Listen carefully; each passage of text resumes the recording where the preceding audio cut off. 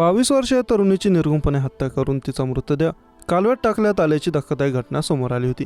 प्रेम, लग्न आणि धोका याच्या मेरठ आणि जयपूरमधील घटना ताज्या असताना दिल्लीतील ही तिसरी घटना मन सुन्न करणारी आहे. दिल्लीतील सुंदरनगरी भागात 22 वर्षीय तरुणीची निर्गुणपणे हत्या झाल्याने परिसरात खळबळ उडाली. या प्रकरणी पोलिसांनी आसिफ आणि जावेद या दोघांना अटक केली आहे. 17 मार्च रोजी नजफगडच्या कालव्यात तरुणीचा मृतदेह सापडला होता. त्यानंतर पोलिसांनी हत्येचं गूढ उकलण्यासाठी तपास सुरू केला. तरुणीचं नाव कोमल असल्याची माहिती समोर आली. कोमलच्या कुटुंबियांनी या घटनेवर तीव्र दुःख आणि संताप व्यक्त करत ही हत्या पूर्वनियोजित कट असल्याचा आरोप केला आहे. कोमलच्या आजीने अश्रूंनी डबडबलेल्या डोळ्यांनी सांगितलं की आमच्या कोमलला निर्दयपणे ठार मारलं. तिच्या डोक्यावर आणि मानेवर चाकूने अनेक खोल वार केले होते. तिची अवस्था इतकी भीषण होती की आम्ही तिचा मृतदेह पाहू शकलो नाही. त्यांनी पुढे सांगितले की कोमलचा मृतदेह कालव्यातून बाहेर काढला तेव्हा तिचे कपडे विखुरलेले होते. तिची पॅन्ट कमरेखाली होती आणि दोन्ही हात हिरव्या रंगाच्या दोरीने बांधले होते.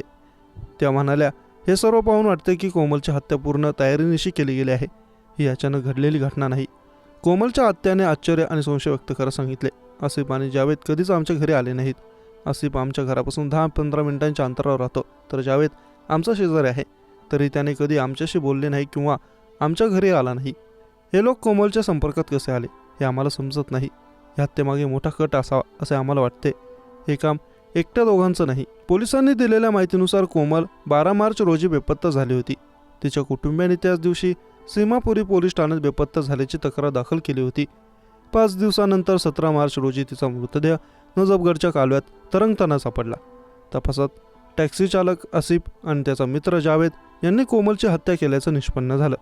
पोलिसांच्या मते आसिफने कोमलला आपल्या गाडीत बसवून तिची हत्या केली आणि मृतदेह कालव्यात फेकून दिला. कोमल नुकतीच नोएडा येथील कॉल सेंटरमध्ये नोकरीला लागली होती. त्याआधी तिने 8 वर्ष सिव्हिल डिफेन्स स्वयंसेवक म्हणून काम केलं होतं. कुटुंबीय म्हणाले की या हत्येने आमचे आयुष्य उद्ध्वस्त झाले असे कोमलच्या कुटुंबियांचे म्हणणे आहे. आजी संतापून म्हणाल्या, आम्हाला न्याय हवा आहे. आमच्या मुलीला मारणाऱ्यांना कठोर शिक्षा झाली पाहिजे. आत्याने पोलिसांना सखोल चौकशी करण्याची मागणी करत सांगितलं, कोमलचा या लोकांशी काय संबंध होता हे आम्हाला माहिती नाही. या कटात आणखी कोण सामील होतं हे पोलिसांनी शोधून काढावे.